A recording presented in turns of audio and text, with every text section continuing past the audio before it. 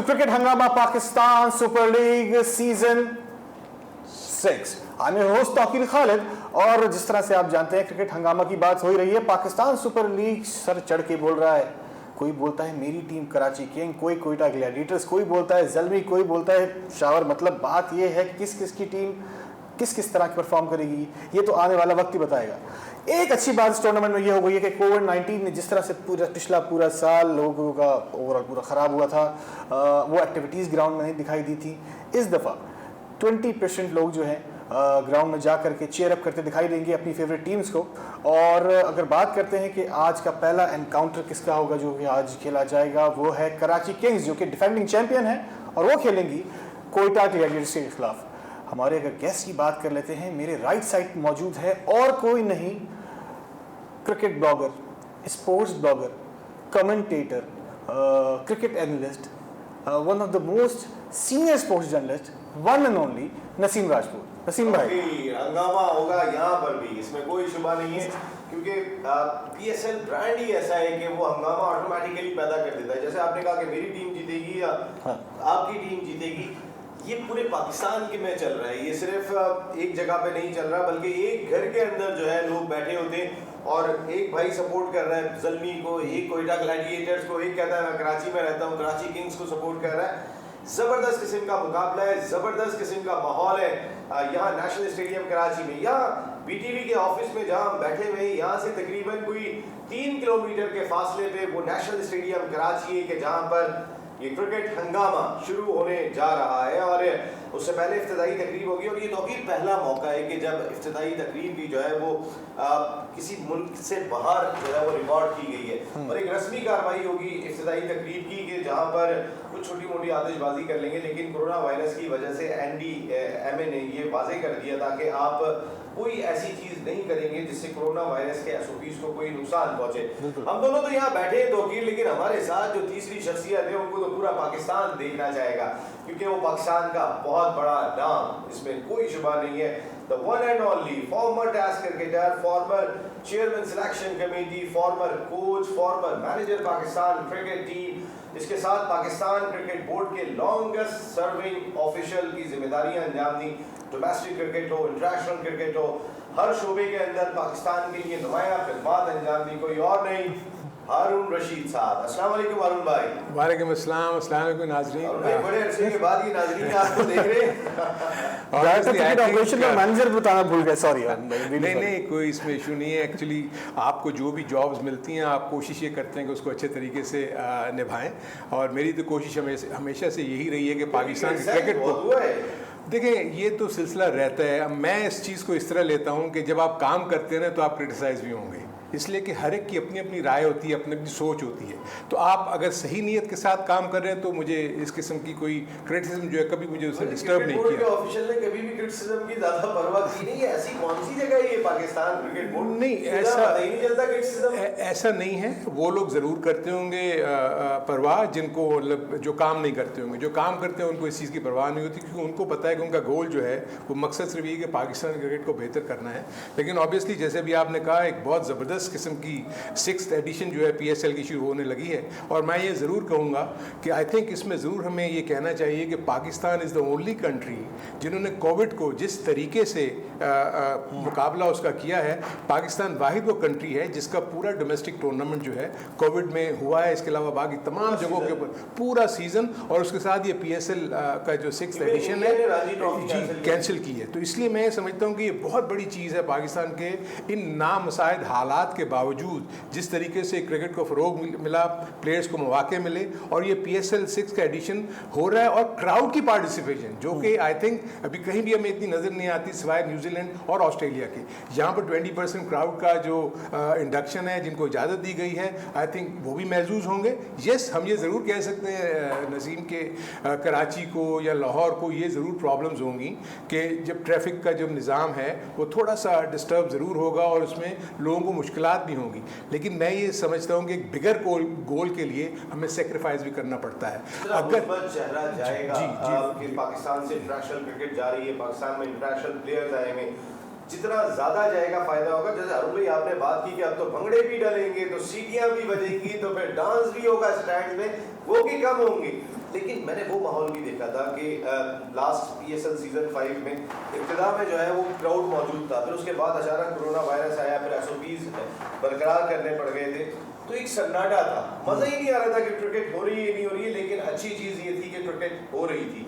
और उसमें अगर आपको याद होगा कि लास्ट के 4 मैचेस या 3 जो क्वालिफायर्स थे और वो उनको पोस्टपोन करने पड़ गए बिकॉज वो नहीं कर सकते थे, और उसके बाद उन्होंने वो किए, जिसके नतीजे में कराची किंग्स लास्ट ईयर का विनर है और आज उसका पहला मैच है कोयटा ग्लैडिएटर के साथ, और दोनों टीमें भरपूर अंदाज में कोशिश कर रही होंगी कि वो इसका अच्छा मुकाबला हो। फॉर्मर कैप्टन वजीर आजम Pakistan, batter in chief Pakistan cricket board Imran Khan sahab का भी बड़ा रोल रहा, क्योंकि उन्होंने जिस तरीके से इस कोरोना वायरस को मैनेज किया था कि SOPs जिस तरीके के उन्होंने रखे थे कि भाई अगर मेरा मुल्क जितना गरीब है, एक छाबड़ी वाला कैसे कमाएगा, तो जो कंटिन्यूएशन की थी उन्होंने, हमारी इकॉनमी को शायद उस तरीके से नुकसान नहीं पहुंचा जिन्होंने पूरे मुल्क बंद कर दिए। एग्जैक्टली आप देखें, इसमें तो मैं जिस तरह इमरान खान को जानता हूँ उसका तो मुझे पता है कि वो जब एक चीज़ किसी चीज़ की ठान लेते हैं ना वो, तो फिर वो आगे अपने सामने किसी को नहीं देखते कौन क्या कह रहा है क्या नहीं कह रहा है, और यही वो डिटर्मिनेशन।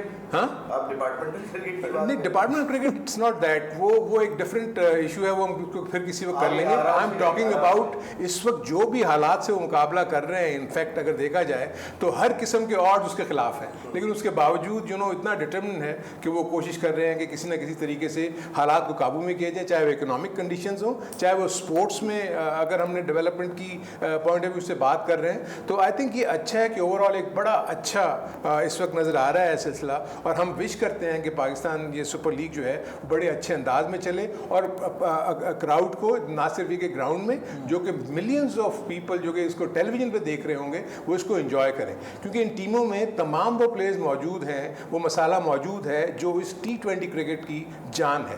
अगर हम देखेंगे जो फॉरेन प्लेयर्स भी यहाँ आ रहे हैं वो अभी बिग बैच खेल के वो निकल रहे हैं, तो ये भी कोई इशू नहीं होगा कि उनकी फॉर्म ख़राब है या वो अभी उनको दोबारा आके 2 से 4 मैचेस चाहिए होंगे। यस, कंडीशंस की डिफरेंस डेफिनेटली होगी, प्लेइंग कंडीशंस डिफरेंट होंगी, और यही वो चीज़ होती है कि जो प्रोफेशनल क्रिकेटर्स हैं वो कितनी जल्दी अपने आप को अडेप्ट करते हैं इनटू न्यू कंडीशन। वैसे ओवरऑल अगर बात करें कि जबकि कराची किंग्स की बात हो रही होती है, नसीम भाई अरुण भाई दोनों बताइएगा ये बात, कराची किंग्स की बात करें, कोयटा ग्लैडिएटर की बात करें, कराची किंग्स का जो बैज है कराची, कोयटा ग्लैडिएटर्स के अंदर जो प्लेयर्स हैं वो कराची के बहुत सारे होते हैं, तो कराची के लोग बड़े जो है ना कंफ्यूज रहते हैं कि हमें किसकी साइड पे रहना है, तो ये एक बड़ा जो ना आपस में डिबेट चल रही होती है, किसी कैफे चले जाएं या किसी घर में चले जाएं, जिस तरह से आप बात कर रहे थे, तो बड़ी एक वो डिबेट होती है। आप किसकी साइड रहेंगे, किसका पलड़ा आपको भारी लगता है, कि कोयटा का पलड़ा भारी लगता है या ओवरऑल कराची किंग्स का पलड़ा भारी लगता है, क्योंकि डिफेंडिंग चैंपियन है और कोयटा ग्लैडिएटर एक ऐसी टीम रही है कि वो हार मानने को तैयार नहीं रहती कभी भी। हाईएस्ट विनिंग रेशियो है। बिल्कुल। इसमें एक जो बड़ा अच्छा ये सवाल है, इसमें एक जो बड़ी इंपॉर्टेंट चीज़ जो आपने कहा, क्राउड की पार्टिसिपेशन डाइवर्सिफाई है, बिकॉज के वो दोनों जगह पे कराची के प्लेयर्स हैं, लेकिन नॉर्मली होता क्या है कि जो आपका जो क्राउड है ना उनके अपने पसंदीदा प्लेयर्स हैं।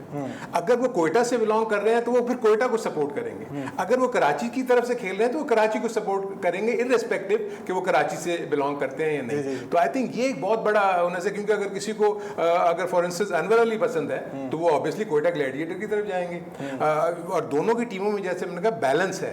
आप अगर देखेंगे तो बैटिंग भी स्ट्रांग है, शर्जील खान एक तरफ है, दूसरी तरफ आजम खान है जो कि बहुत बिग हिटर हैं। तो आई थिंक हमें अब ये देखना है कि ये बिग हिटर्स जो हैं क्या इनका इम्पैक्ट इनकी अपनी अपनी टीमों को जिता सकता है।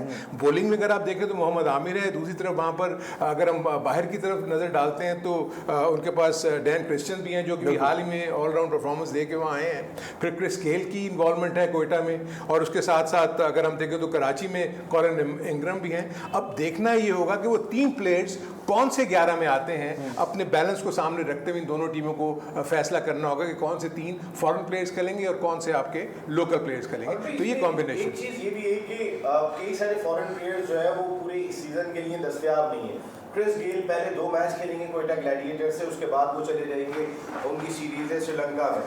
इसी तरीके से अफगानिस्तान के जितने प्लेयर्स जो है वो ज़्यादा दिखाई दे रहे हैं। इवन के प्लैटिनम कैटेगरी में राशिद खान को उठाया लाहौर कलंदर्स ने, और वो भी 2 मैचों से ज़्यादा अवेलेबल नहीं है, उसके बाद वो भी चले जाएंगे, तो उनका तो बहुत बड़ा लॉस हुआ है। फिर मुजीबुर रहमान ज़बरदस्त किस्म के स्पिनर है, मोहम्मद कैस कोयटा ग्लैडिएटर से, ये तमाम के तमाम वो प्लेयर्स हैं कि जो शायद अवेलेबल नहीं होंगे। लेकिन जो अभी आपने बात की थी तौकीर के कराची किंग्स और कोयटा ग्लैडिएटर्स, देखिए कराची किंग्स की अगर पिछले 5 सालों में आप देखेंगे तो उसमें कराची के खिलाड़ी दिखाई नहीं दिए, लेकिन चूंकि नाम कराची है, तो जब जो भी ग्राउंड में आता था उसके अंदर एक एहसास होता था कि मेरी टीम तो कराची है, पूरी तरह चेयर करने को तैयार। बिल्कुल।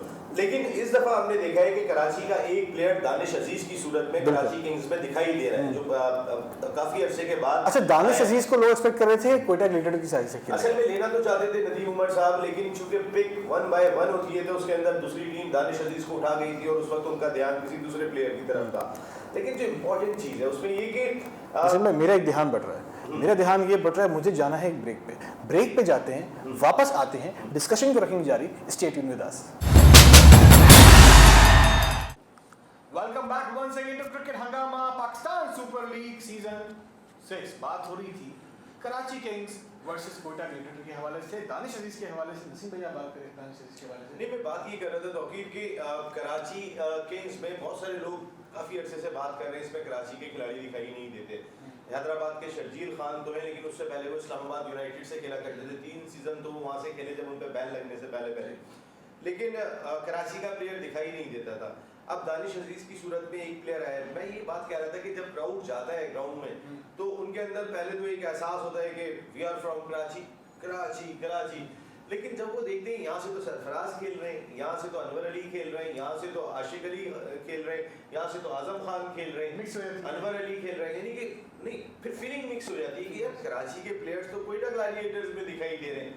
वहाँ पे जो अरुण भाई ने बात की थी ना कि जब वो अपने पसंदीदा प्लेयर्स को देखते हैं, अपने शहर के प्लेयर्स को देखते हैं, एकदम से उनकी फीलिंग चेंज हो जाती है।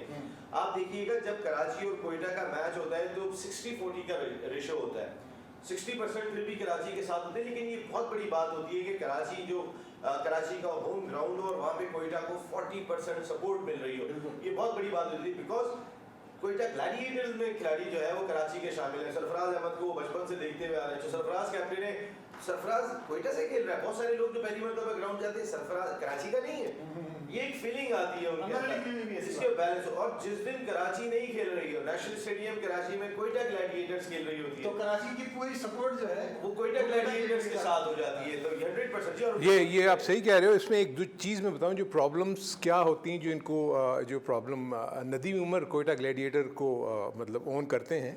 नदीम उमर की सबसे ज़्यादा बड़ी कोशिश यही रही कि वो अपनी इस टीम में अपने वो प्लेयर्स जो कि उनके क्लब्स के साथ खेलते रहे। अब ऑब्वियसली उन्होंने जब कोयटा की फ्रेंचाइज उठा ली तो उनकी कोशिश हमेशा से यही होती है कि वो अपने क्लब के प्लेयर्स को प्रमोट करें। अब ऑब्वियसली वो कराची से बिलोंग करते हैं, वो उनका क्लब भी कराची में खेलता है, तो आप ये महसूस कर रहे होंगे अगर आप उनके स्क्वाड को उठा के देखें तो वो प्लेयर्स जितने भी इसमें शामिल हैं कराची के, वो सब उनके क्लब से बिलोंग करते हैं। तो ये चीज़ उनकी बहुत ज़बरदस्त थी कि उन्होंने अनवर अली है जैसे जी एग्जैक्टली यही मैं कह रहा हूँ। सरफराज उस क्लब को भी लीड करता है और ये जितने प्लेयर्स हैं उसके अंडर में खेलते हैं तो एक दूसरे को वो जानते हैं, ठीक है। दूसरी चीज़ जो एक और इशू आता है उसमें ये होता है कि जब ड्राफ्ट हो रहा होता है, ड्राफ्ट में आपकी बारियाँ होती हैं, तो ज़रूरी नहीं है कि अगर आपने जिस प्लेयर को अपने सामने रखा हुआ है कि मैंने अगर एक्स प्लेयर को लेना है और वो कराची से बिलोंग करता है, यू नेवर नो उस बारी में वो उससे पहले वाली बारी वाला प्लेयर ले गया हो। क्योंकि हर एक फ्रेंचाइज ने अपनी टीम को स्ट्रॉन्ग करना होता है कि उसको अपना पूरा बैलेंस बनाना है, मुझे कितने फास्ट बॉलर्स चाहिए, मुझे कितने स्पिनर चाहिए, मुझे कितने ऑलराउंडर्स चाहिए। तो जब ये ड्राफ्ट होता है, ये बड़ा टेक्निकल किस्म का ड्राफ्ट होता है। उन्होंने 4-4 प्लेयर्स की अपनी रो में रखे हुए होते हैं कि अगर एक फलाने प्लेयर ने फ्रेंचाइज ने ले लिया तो मेरा सेकेंड बेस्ट ये है, थर्ड बेस्ट ये है। तो इट्स वेरी इंटरेस्टिंग कि इसलिए ये टीमें ऐसे बनती हैं। अब दूसरी चीज़ अगर आप थोड़ा सा इजाफा कर दूं इसमें अपने नाज़रीन के लिए कि एक फ्रेंचाइज हर साल 8 खिलाड़ी जी एग्जैक्टली खिलाड़ी टीम बनती है 22 खिलाड़ियों की, लेकिन हर साल वो सिर्फ 8 को रिटेन कर सकती है। तो जो हम चेंजेस देखते हैं हर साल टीम बदल रही है, उसकी एक वजह ये है जी। आप जो यही बात है, इसीलिए आप नोट करेंगे कि जो कोयटा ग्लैडिएटर्स है ना, वो प्लेयर रिटेन करती है जो उनके अपने क्लब के प्लेयर्स हैं। तो इसलिए इनमें आपने देखते हो उनको ये मौका नहीं मिलता क्योंकि वो ओपन फॉर सिलेक्शन नहीं होते, क्योंकि वो ऑलरेडी वो 8 रिटेन कर चुके हैं कोयटा ग्लैडिएटर्स वाले, और वो कराची से बिलोंग करते हैं, इसलिए कराची किंग्स उनको ले नहीं सकती। हाँ की बात करते हैं सीजन में दानिश अजीज हिस्सा थे कोयटा ग्लैडिएटर्स और हम उनके साथ नहीं हैं। क्योंकि जैसे अभी हनुमान भाई ने बात की कि फोल्डर में 4 थे, दानिश को उठा लिया तो भाई हमने उसकी जगह ये ले लिया, तो वो एक चेंज आ जाता है ऑटोमेटिकली। लेकिन ये बड़ी इंपॉर्टेंट चीज है कि अगर 67% विनिंग रेशियो दिखाई दे रहा है, तो जी। हमने ये बात की ना कोयटा ग्लैडिएटर्स का, देखिए जब भी कोई सीजन शुरू होता है तो हर टीम में खिलाड़ी चेंज हो जाते हैं, तो किसी भी टीम को जेल होने में, एक टीम बनने में, it's a team game, team बनने में टाइम लगता है, वो टीम बनी भी होती है। तो इस वजह से उनका 67% विनिंग रेशियो सबसे ज्यादा दिखाई दे रहा है। ऑल्दो कि वो एक ही मर्तबा टाइटल जीते हैं, इस्लामाबाद यूनाइटेड 2 मर्तबा जीती हुई है, लेकिन उनका विनिंग रेशियो उनके मुकाबले में दिखाई नहीं देता जितना उनका दिखाई। जो सेकंड नंबर पे टीम है, आप हैरान होंगे कि जिसका विनिंग रेशियो दिखाई देता है, पेशावर ज़ल्मी, उनका विनिंग परसेंटेज 59% है। तो आप अंदाजा करें कि 67 और 59 में कितना बड़ा गैप है, और बाकी टीमें उसके नीचे आ रही हैं। तो ये जो हारून भाई की बात को क्लियर कर देती है कि जब खिलाड़ी जेल हुए होते हैं, एक क्लब से आ रहे होते हैं, साथ मिलके सारा साल क्रिकेट खेल रहे होते हैं, तो उन्हें पता होता है कि ये रनिंग बिटवीन द विकेट में आसानी होती है, ये सिंगल अंदर ले सकते हैं या नहीं ले सकते। ये तो इतने जबरदस्त सिंगल लेते थे और दीवारें चीन होते थे जब ये फील्डर होते थे, लेकिन कहा जाता था इधर उधर से गेंद नहीं निकलती थी इनके पास। वैसे बात है आपकी फील्डिंग की बहुत ज़्यादा तारीफ होती है हमेशा। आप ओवरऑल अब तक जितने PSL के आपने मैचेस देखे हैं या जितने भी सीजन आपने फॉलो किए हैं, आपको फील्डिंग का स्टैंडर्ड कैसा लगा? नहीं, आई थिंक जो सबसे ज़्यादा इस पर कॉज ऑफ कंसर्न है ना अगर पाकिस्तान का, वो पाकिस्तान का फील्डिंग डिपार्टमेंट है। पाकिस्तान टीम का क्या, इनफैक्ट जनरली अगर आप डोमेस्टिक में भी जाके देखते हैं ना, तो आपको इक्का दुक्का अच्छे फील्डर्स नज़र आते हैं। वेयर एज यही वो रीज़न है जिसकी वजह से आप नोट करें कि हम बाज़ जगहों पर अपनी सिर्फ बैड फील्डिंग की वजह से भी कई मैचेस खो देते हैं। हमने कैचेस ड्रॉप कर दिए, हमने रन्स नहीं बचाए। एक्चुअली लोग ये समझते हैं कि फील्डिंग जो है वो आपने बॉल रोक ली या आपने कैच, ऐसे नहीं है। क्योंकि आपको हर एक चीज़ के ऊपर, अगर आपने, जैसे हमारे वहाँ से प्लेयर्स अगर भाग रहा होता है तो दूसरे जो प्लेयर्स, जो बैट्समैन हैं, वो 2 रन ले लेते हैं, हालांकि 1 रन होना चाहिए। अगर मैं बाउंड्री लाइन पे फील्ड कर रहा हूँ, इसी तरह जब आप फॉरेन टीम को देखते हैं, अगर वो बाउंड्री लाइन पे खड़े हैं तो उसे दूसरा रन नहीं ले सकते, इसलिए कि वो इतना तेज़ी से आगे थ्रो कर देते हैं कि आपको 1 रन ही मिलता है। तो इसलिए पाकिस्तान को अपनी एथलेटिसिज्म जो है ना, चाहे वो डोमेस्टिक लेवल के ऊपर हो या इंटरनेशनल लेवल के ऊपर हो, जब तक इसको इम्प्रूव नहीं करेंगे, अगर आप अभी हालिया सीरीज़ को देखें नसीम, तो उसमें आप देखेंगे कि इनफैक्ट इस दफ़ा साउथ अफ्रीका ने बुरी फील्डिंग की तो वो मैचेस आ रहे हैं। अगर आप बड़ा क्रिटिकली अगर एनालाइज करें, जी, अगर आप क्रिटिकल एनालिसिस अगर आप करें, तो Pakistan was lucky to even win the test series and as well as the T20 series. So हमें ये देखना है कि ठीक है, मैं तो ये फील करता हूँ कि आप अपनी खामियों पे सिर्फ उसी वक्त काबू पा सकते हैं जब आप अच्छा कर रहे हो। जब आप बुरा कर रहे होते हैं तो हर कोई बुरा भला कह रहा होता है। आपसे ये कि आप इतना अच्छा डायरेक्टर डोमेस्टिक रहे पाकिस्तान क्रिकेट के, और आप जैसा फील्डर जो है वो डायरेक्टर डोमेस्टिक था, फिर हमारी फील्डिंग क्यों इम्प्रूव नहीं कर सकी? नंबर 1, एक चीज़ मुझे बताइएगा, फील्डिंग कहते हैं कि एक ऐसी चीज़ है कि वो आपके शौक से होती है। अगर आप फील्ड में एंजॉय करेंगे तो उस सूरत में क्या हमारे फील्डर्स एंजॉय नहीं? जी नहीं, ये एक और चीज़ देखें, इसको मैं थोड़ा सा और पीछे लेके जाऊंगा। एक तो सबसे पहले जो आपने ये बात की, ऑब्वियसली ज़्यादातर वक्त ये प्लेयर्स अपने कोचेस के साथ गुजारते हैं। मेरा जो रोल था, मेरा एडमिनिस्ट्रेटर का रोल था। मेरा ये था कि जी आपने ड्रॉज बना दिया, आपने पूरा प्लान चॉकआउट कर दिया पूरे सीज़न का, उसके बाद जब रोल चला जाता था वो कोचेस के पास, और ये पिछले 6-7 साल से ये कोचेस इनके साथ लगे हुए हैं, तो डेफिनेटली इनकी फील्डिंग में इंप्रूवमेंट आनी चाहिए थी। दूसरी चीज़ ये है कि होता क्या है, प्रॉब्लम ये हो रही है कि ओवर द ईयर्स अगर आप देखेंगे, हमारा जो ग्रास रूट का जो लेवल है वो बिल्कुल ज़ीरो हो चुका हुआ है। इनफैक्ट आप ग्राउंड्स देख लें, आपके पास मौजूद नहीं है, वो प्रॉपर ग्राउंड्स नहीं है जहाँ कर आप अच्छी तरह फील्डिंग कर सकें। पथरीले ग्राउंड हैं, किस तरीके से आप जाके वहाँ डाइव मारेंगे, किस तरह से आप स्लाइड करेंगे, ये वो चीज़ें हैं कि जब वो इंफ्रास्ट्रक्चर लोअर लेवल के ऊपर आपको अच्छा मिलता है, जो कि बाहर के मुल्कों में उन प्लेयर्स को मिलता है, तो आप में वो सारी चीज़ें डेवलप होती है, आप में शौक पैदा होता है।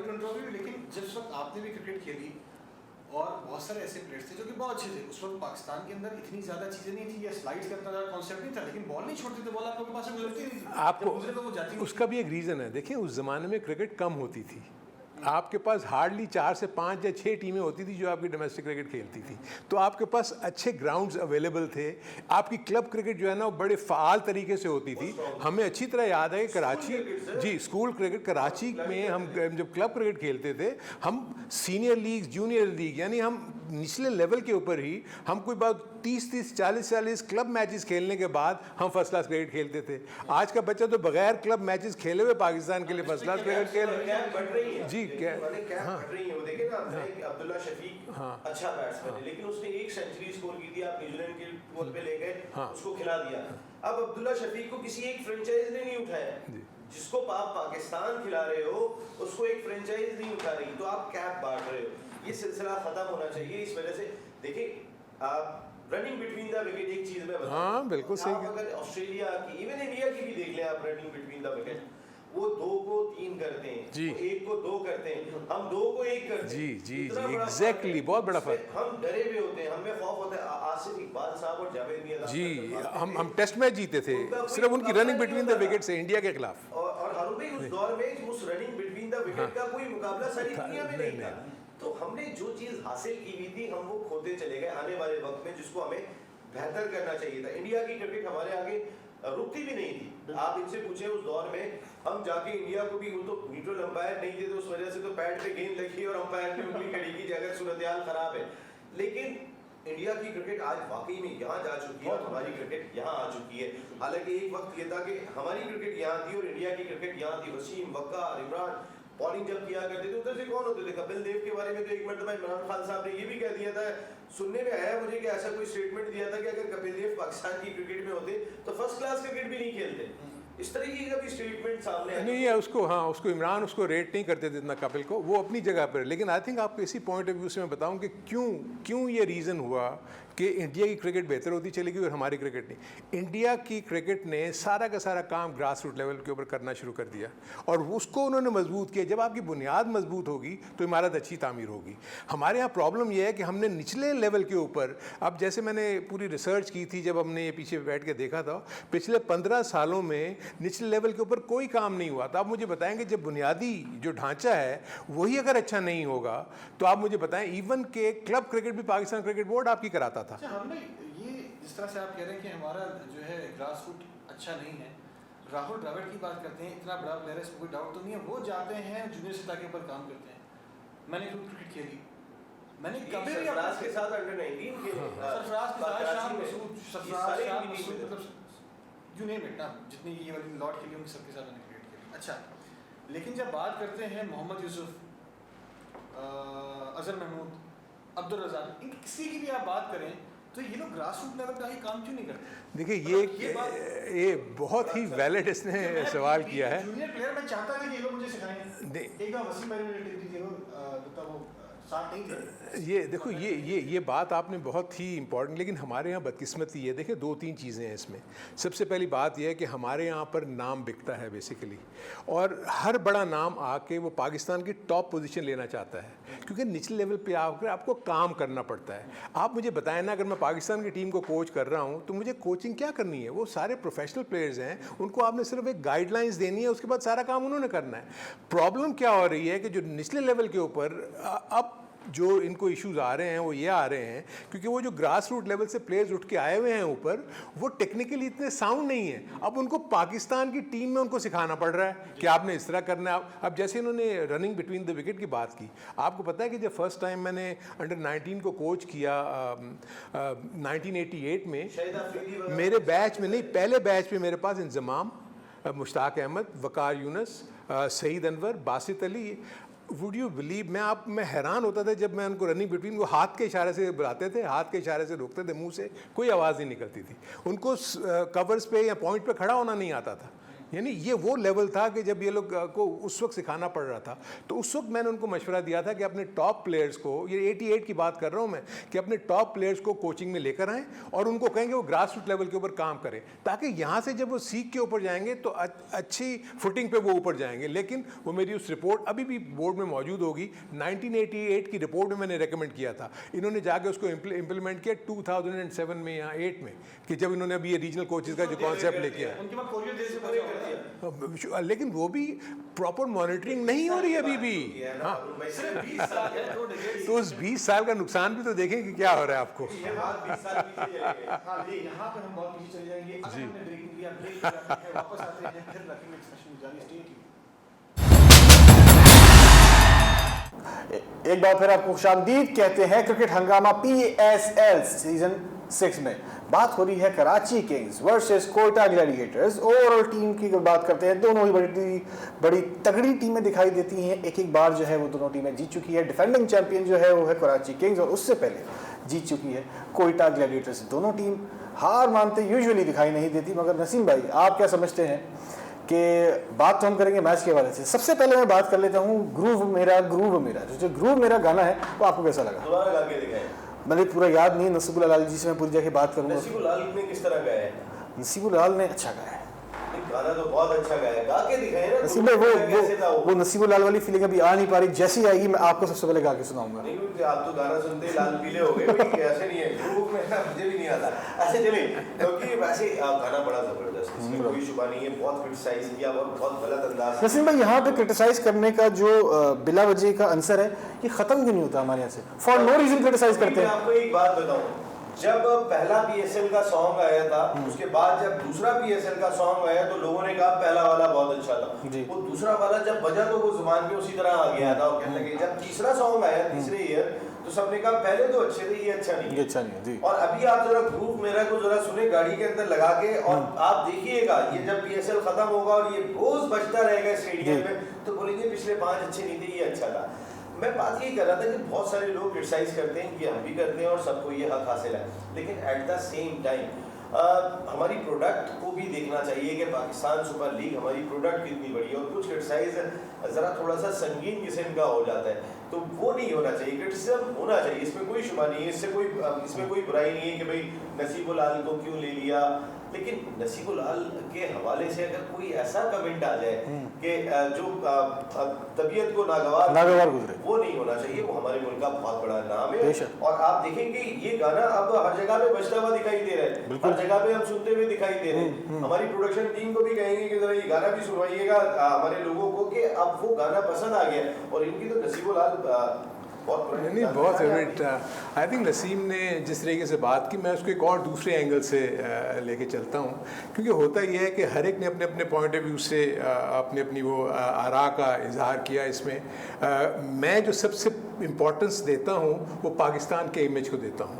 हम क्या चीज़ पोर्ट्रे कर रहे हैं, हम क्या चीज़ बाहर के मुल्कों में दे रहे हैं। हम पाकिस्तान के नाम को अच्छा साबित करने के लिए बाहर जो भी चीज़ें करते हैं नहीं। दूसरी चीज़ मैं एज ए प्लेयर बात करता हूँ, क्या मैं हर इनिंग में 100 करता हूँ? अगर आज मैंने 100 किया, मे भी मेरी आगे 4 इनिंग्स जो है वो फेल होंगी, उसके बाद जाके फिर मैं सेंचुरी करूंगा। या अगर मैं बॉलर हूँ, आज अगर मैंने 5 आउट किए तो ज़रूरी नहीं कि मैं कल भी 5 आउट करूंगा। तो आपकी इसमें थोड़ी सी ऊंच नीच होती रहती है, लेकिन ये कह देना आउटराइटली किसी को रिजेक्ट कर देना, किसी को रिडिक्यूल कर देना, मैं इस चीज़ के हक में नहीं हूँ। आई थिंक हर कोई जो इस लेवल पे काम कर रहा है वो कोशिश कर रहा है कि बेहतर से बेहतर चीज़ पेश करे। अब तो ये क्राउड के ऊपर है ना कि उसने उसको एंटरटेन करना है। किसी एक इंडिविजुअल के कह देने से कि जी ये अच्छा नहीं है और फलाना हो गया और ढमकाना हो गया, इस चीज़ को बिलीव नहीं करता, नहीं लेना चाहते हम नाम। बिल्कुल पाकिस्तान क्रिकेट का बहुत बड़ा नाम है, मैं उसका बहुत बड़ा फैन हूँ, इसमें कोई शुबा नहीं है। लेकिन उनका एक जुमला ऐसा था कि मेरे बच्चे गाना देख के डर गए। दिस इज समथिंग जो कि मतलब इट वाज हर्ट। वो पाकिस्तानी है और अच्छी बात करते हैं, लेकिन पता नहीं वो उस किस मूड में कर गए। अगर कर गए थे तो मेरे ख्याल में वो ऑनियर नहीं करनी चाहिए। मेरी अपनी ज़ाती राय है। वैसे मेरी ज़ाती राय, मेरी पर्सनल राय ये है कि हर पीएसएल के अंदर वो प्रॉब्लम तो करते हैं। इनकी आप बात करें, आप शोएब अख्तर साहब की बात कर रहे हैं, और वसीम भाई उनको हमेशा से इस तरह का क्रिटिसिज्म करने की आदत, आई डोंट नो वो क्यों करते हैं। तो ये बात मतलब, और बहुत बड़ा नाम हमारे मुल्क का। शोएब अख्तर क्रिटिसिज्म करते हैं तो सही भी करते हैं, ऐसी बात नहीं है। शोएब अख्तर पाकिस्तान की बात करते हैं, इसमें कोई शुबा नहीं है, एक सच्चा पाकिस्तानी है। ना कोई उन पे कभी कोई करप्शन का इल्जाम आया। फिर fastest bowler of the world उनका नाम है, उनका एक अंदाज है। उस अंदाज के अंदर कभी कभी वो अच्छी बातें करते हैं, लेकिन कोई बात ऐसी भी कर जाते हैं कि वो जरा थोड़ी सी मेरे बच्चे डर रहे हैं। हाँ, तो नाम नहीं लेना चाहिए हमें किसी का भी, क्योंकि हमारे नाजरीन सुन रहे हैं, बहुत सारे लोगों को नहीं पता। तो हमें किसी का भी नाम लेने की जरूरत नहीं है। जारुल भाई ने नहीं लिया, मैंने नहीं लिया, इसके नाम लेने की जरूरत ही नहीं है। बात ये कि पैगाम देना है हमने अपने लोगों को, एक चीज बतानी है कि जो हमारी प्रोडक्ट है वो पाकिस्तान जिंदाबाद है, उसके बाद कोई दूसरी चीज है। आप जरा जाके देखें, मैंने 3 टूर किए इंडिया के। मैं कोई जितना मैं जाके इंडिया घूमा हूँ, मेरे ख्याल बहुत सारे इंडियंस ने भी जाके नहीं देखा होगा। कोची, वाइजैक, जमशेदपुर, ये मैं उन जगहों के नाम बता रहा हूँ आपको कि जहाँ पे आमतौर पे हम सुनते ही नहीं है जिनके नाम। यार इतना वो अपनी टीम को सपोर्ट करते हैं, उठा के रखते हैं, उनके प्लेयर्स जो है वो बात ही नहीं करते, वो कहते हैं ये मेरा इंडिया। हम क्यों नहीं कहते ये मेरा पाकिस्तान? हमें भी तो यही बात करनी चाहिए ना, पाकिस्तान जिंदाबाद, एक ही चीज होनी चाहिए। हम क्रिटिसिज्म में कभी इतना आगे चले जाते हैं कि उसके बाद पाकिस्तान थोड़ा सा पीछे रह जाता है, ये नहीं होना चाहिए। और ये जो नसीम बात कर रहे हो ना, उसमें इसलिए है कि आप जो मैसेज जो है ना वो सिर्फ पाकिस्तान की हद तक नहीं रहता, क्योंकि सोशल मीडिया का दौर है, ये स्प्रेड होता है अक्रॉस द ग्लोब रैपिडली, बहुत ज़्यादा इतना रैपिडली जाता है। दूसरी चीज़ ये है कि देखें, दो चीज़ें जिसको मैं डिस्क्रिमिनेट करता हूँ। नंबर वन ये कि डिसलाइकिंग और हेटरेट, ये दो डिफरेंट चीज़ें हैं। आप किसी चीज़ को डिसलाइक कर सकते हैं, लेकिन नफरत का इजहार करना जो है ना, वो ये मेरी पर्सनल राय है, कोई से एग्री करे या ना करे। तो फिर पाकिस्तान का जब मामला हो, नफरत तो हो ही नहीं सकती, पसंद ना पसंद हो सकती है, बिल्कुल, लेकिन वो फील में, आपके अल्फाज में वो एहसास नहीं आना चाहिए कि किसी की तज़ीक हो जाए। जिस तरह हेटेड जो कह रहे हैं, तज़ीक नहीं कर सकते आप। क्रिटिसिज्म भी देखें, एक सटायर, मज़ाक, ये एक बड़ा डिफिकल्ट काम है, एक लाइन है जिसपे हमें रहना पड़ता है। इसी तरीके से तनकीद, वो भी एक लाइन है, अगर थोड़ा सा भी आप राइट और लेफ्ट होते हैं तो फिर एक सूरत-ए-हाल बदल जाती है।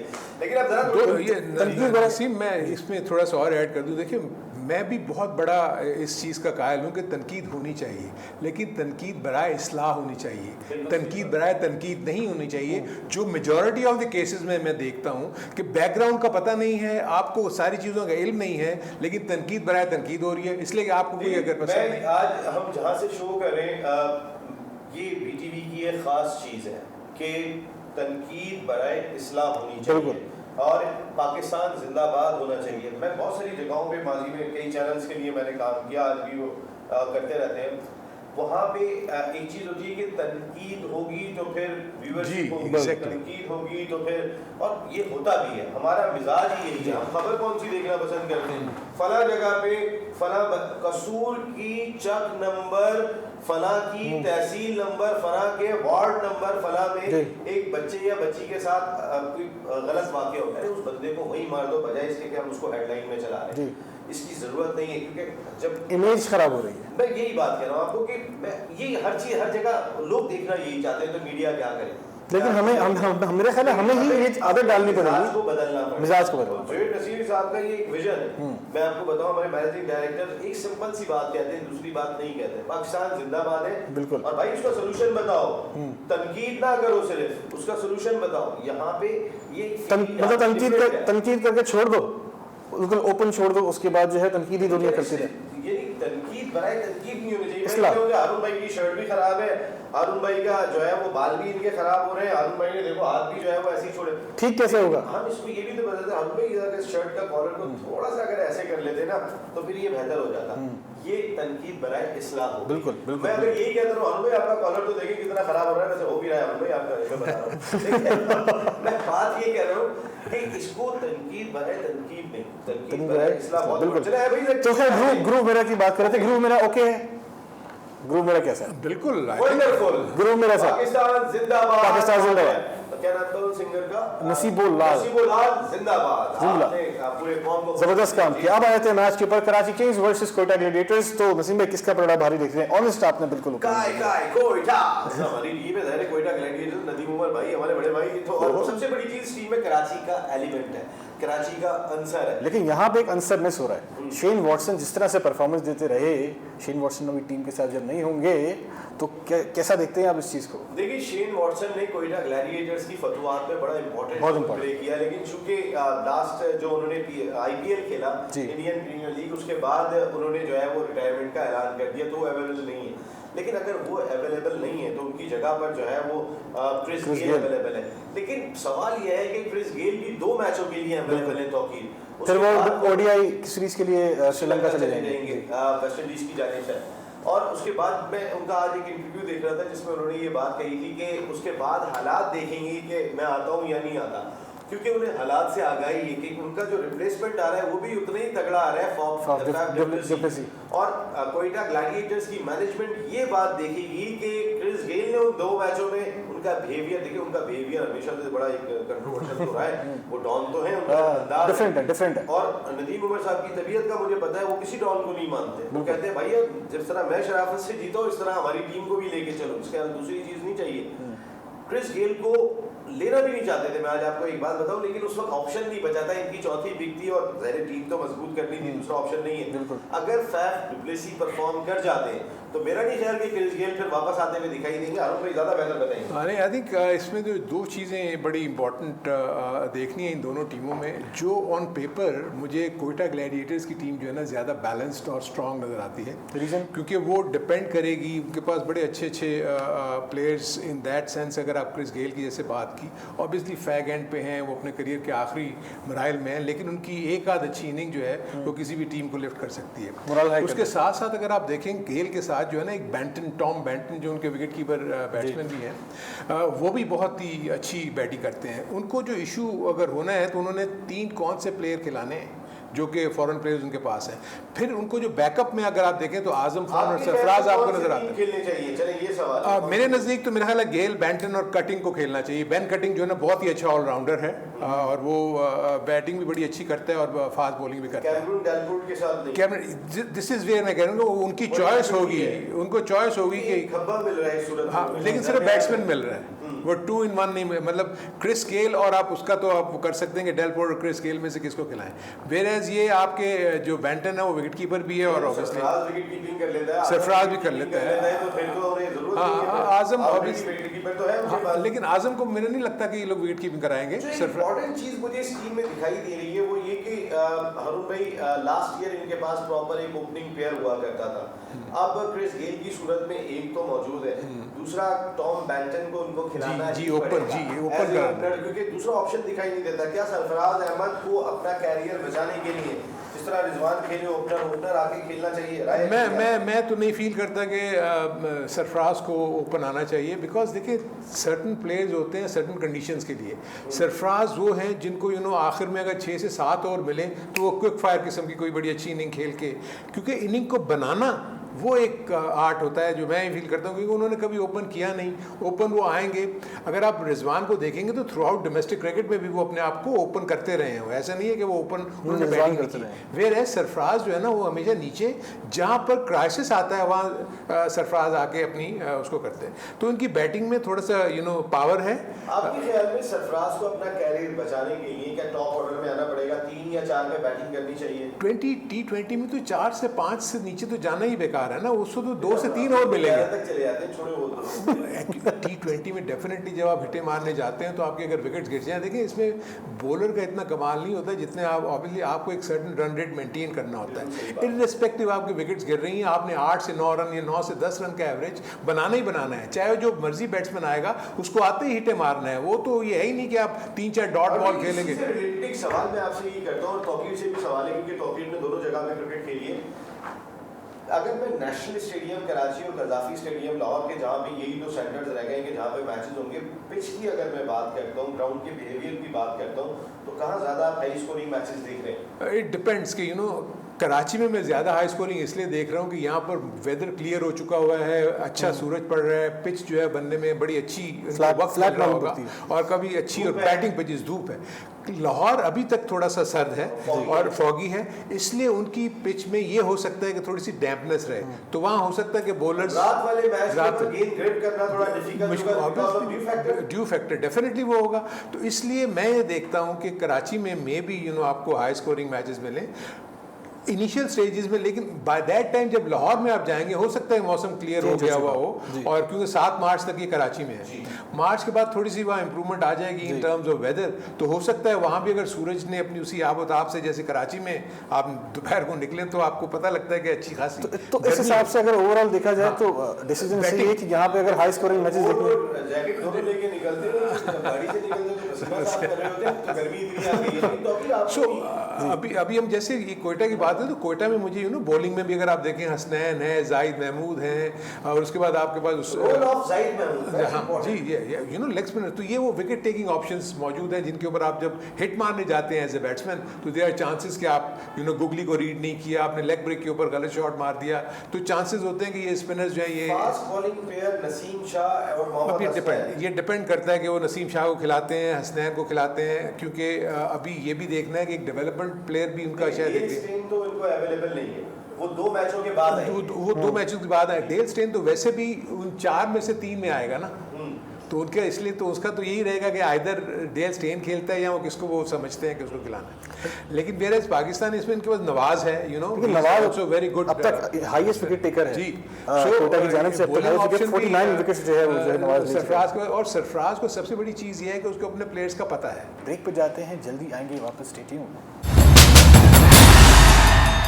Welcome back once again to cricket Hangama PSL season 6। बात हो रही थी कोयटा ग्लैडिएटर्स और कराची किंग्स के हवाले से। कराची किंग्स के हवाले से हारून रशीद साहब बात कर रहे थे, आप कुछ बॉलिंग के हवाले से बात। मैं बॉलिंग के पॉइंट ऑफ व्यू से बता रहा था कि कराची किंग्स की बॉलिंग भी थोड़ी सी मुझे बैलेंस नजर आती है। अगर आप देखें तो उसमें मोहम्मद आमिर, वकास जो कि T20 में बहुत अच्छी बॉलिंग करते हैं, उसके बाद मोहम्मद नबी है, अगर वो खेलते हैं आज तो ऑफ स्पिन भी करेंगे, और आमिर, अच्छा आमिर भी इत्तेफाक की बात यह है कि 49 विकेट्स ले चुके हैं और नवाज ने भी वहां से 49 जी बिल्कुल।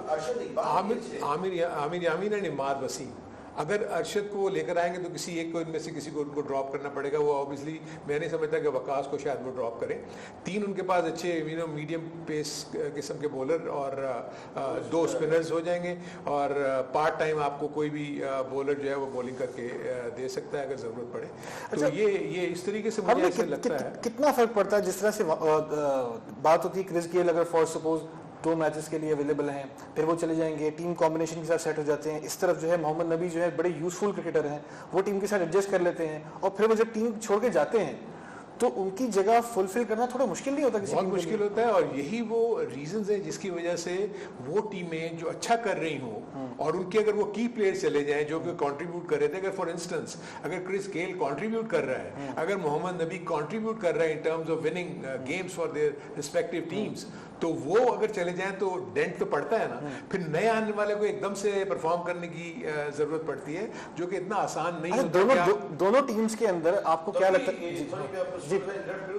इसकी सबसे बड़ी एग्जांपल जो आपके सवाल की है वो ये कि PSL सीजन 2 का जो फाइनल खेला गया था उसमें पेशावर ज़ल्मी के वो प्लेयर जो दुबई में खेल रहे थे वो आ गए थे, लेकिन कोयटा ग्लैडिएटर्स से नहीं आए। तो पता चला ना उनके पास कीवन पीटरसन थे, ना उनके पास दीगर प्लेयर्स थे, तो उन्होंने नए प्लेयर बुलाए थे, और वो तकरीबन इमरान खान साहब जो कहते हैं ना रेलू कट्टे, उस तरीके के आ गए थे, क्योंकि अवेलेबल ही नहीं थे, सारी दुनिया में क्रिकेट हो रही थी, तो उनकी टीम की परफॉर्मेंस का ग्राफ एकदम नीचे आ गया था।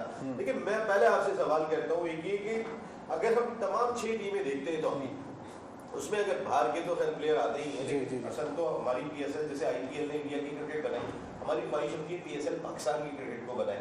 और अब हमने खिलाड़ी को जब भी हम बात कर रहे थे कि भाई इमाद कैप्टन क्यों है, बाबर को बना इसलिए होना चाहिए कि इस साल वर्ल्ड T20 में है, वो कोई इतना ज्यादा एक्सपीरियंस कैप्टन नहीं है, उनको एक्सपीरियंस मिलता है इससे। बिल्कुल।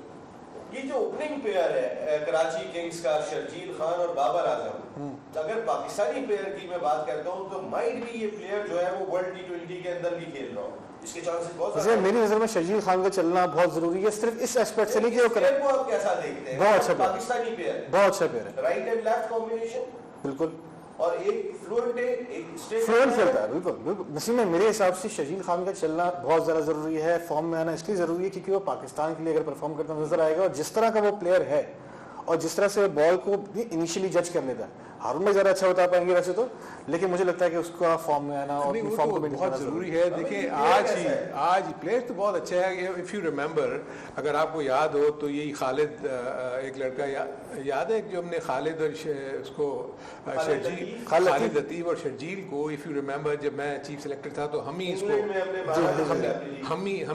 उसको सेलेक्ट करके वापस लेके आए थे, और इससे पहले ये लोग डोमेस्टिक क्रिकेट ही सिर्फ खेल रहे थे।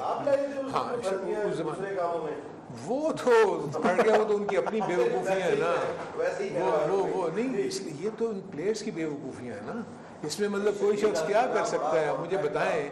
और एक शख्स जो कि कहीं भी नहीं था वो वापस आता है, वापस आके अपनी टीम में जगह बनाता है और फिर वो गलती कर देता है, इससे बड़ी और क्या बेवकूफ़ी होगी इन प्लेयर की? बदकिस्मती है ना।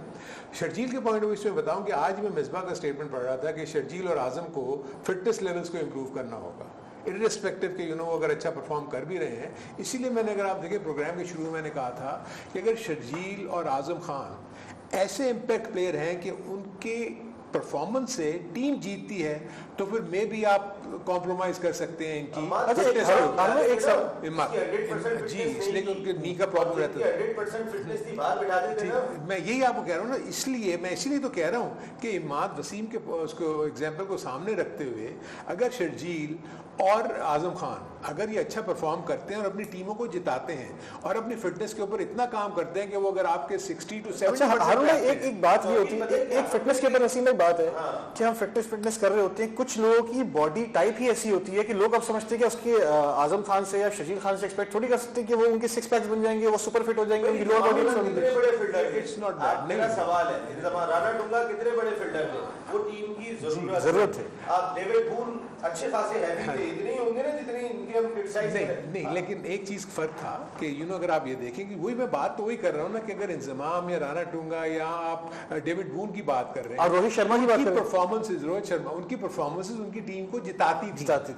अगर तो ये मैच मैं इसलिए तो कह रहा नहीं, खेल तो रहे हैं ना अभी तक मैं जितना भी देख रहा हूँ, नहीं अभी तो पहले डोमेस्टिक क्रिकेट में भी यहाँ बाहर की लीग में भी खेले हैं, इनकी परफॉर्मेंस की वजह से इनकी टीमें जीती नहीं है। आते हैं 20 बॉलों पे 40 रन कर दिए, 20 बॉलों में 50 रन कर दिए, बड़ी इनिंग पे जाते क्या वो जो 20 बॉलों पे 50 रन उनकी टीम को मैच जिताया या नहीं जिताया? This is where I think कि अगर तो ये ऐसे प्लेयर बन जाते हैं, अब के फिटनेस के ऊपर 60-70% भी अगर ये बेहतर हो जाते हैं तो आई थिंक बस ऐसे प्लेयर। एक बात पूछता हूँ, यहाँ क्रिस गेल खेल रहे हैं, यहाँ पे क्रिस गेल जो है वो 2 रन होते हैं जहाँ पे 1 बनाते हैं, उनकी रनिंग बिटवीन द विकेट नहीं, उनको छुपाना मुश्किल हो बहुत बुरी है। लेकिन वो बैट्समैन ऐसा है कि मैच बदल देता है। वही पॉइंट में तो शर्जील में भी एबिलिटी है, तो आजम में भी एबिलिटी है, हमने इनको 100 मीटर स्प्रिंटें थोड़ी लगवानी है, fastest man of the world. Basically Haroon मैं चाह रहा हूं कि आप लोगों को ये चीज डिस्क्राइब करें थोड़ी सी कि फिटनेस सिर्फ ये नहीं है कि फिजिकल मेंटल फिटनेस भी है, सारी चीजें हैं, और प्लेयर एकदम से जो ना बिल्कुल कर्व और वी में नहीं आ जाएगा, उसकी बाकी चीजें भी होती हैं। नहीं, ये बिल्कुल आप ठीक कह रहे हो, लेकिन वही अभी देखो थोड़ी देर पहले ही नसीम ने जो बात की क्रिस गेल के मुतालिक, वो क्यों क्रिस गेल को छुपाते हैं फील्ड में? इसलिए कि वो बैटिंग से अपनी टीम को मैच जिता ले जाता है ना। अगर तो शर्जील और आजम खान में ये कैपेबिलिटी आ जाती है कि वो अपनी जब भी नहीं खेले तो उस पर्टिकुलर डे वो मैच जिता के बाहर आए ना, आपको लगता है इस कैपेसिटी के प्लेयर तो ये कि आपकी अगर करंट टीम की मैं बात कर लेता हूं, तो आप अगर देखें कि रिजवान ने परफॉर्म किया या नीचे से फहीम अशरफ ने परफॉर्म किया, आपका पूरा मिडिल ऑर्डर जो है वो कोलैप्स किया। जी। ऐसे में आपको खिलाड़ी चेक तो करना है ना। हाँ, ये चेक किए हुए कैसे होगा? मैं इसीलिए तो आप कह रहा हूँ कि ये वो प्लेटफॉर्म PSL का मिल रहा है शर्जील खान को और आजम खान को। लेकिन उसके बाद अगर उनका वेट कम नहीं हुआ, उन्होंने परफॉर्म बहुत कर दिया, तो हम फिर वही बात करेंगे। फिर तो डेफिनेटली अगर तो ये अपने टीम के लिए मैच विनर साबित होते हैं। और ये कैसे हो सकता है कि शर्जील और आजम को ये फिक्र ना हो कि हमें अगर जो प्रॉब्लम्स हैं, बहुत मेहनत कर रहे हैं। मतलब मैंने देखा कि आजम बाकायदा फिटनेस ट्रेनर के साथ न्यूट्रिशन लिया हुआ है, वो ट्रेनर लिया हुआ है। इसी तरह शर्जील खान को भी पता है कि अगर उसको वापस आना है तो मतलब देखे ना, ये भी तो नहीं हो सकता ना कि आप कैचेस पे कैचेस छोड़ रहे हैं या आपसे 2-2, 3-3 रन में ले जा रहे हैं, आप बाउंड्रीज को नहीं रोक सकते, तो अल्टीमेटली 4 से 5 रन या 6 रन ये तो बहुत बड़ा। मैं आपसे एक और सवाल ये करना चाहूंगा कि आज मॉडर्न डे में हम देखते हैं तो विकेट कीपर स्पेशलाइज होना चाहिए, लेकिन अगर T20 क्रिकेट में गेंदें पीछे आती कितनी है? बहुत थोड़ी सी आती है। अब तो सारे सामने लग रहे होते हैं, गेंद आती नहीं है।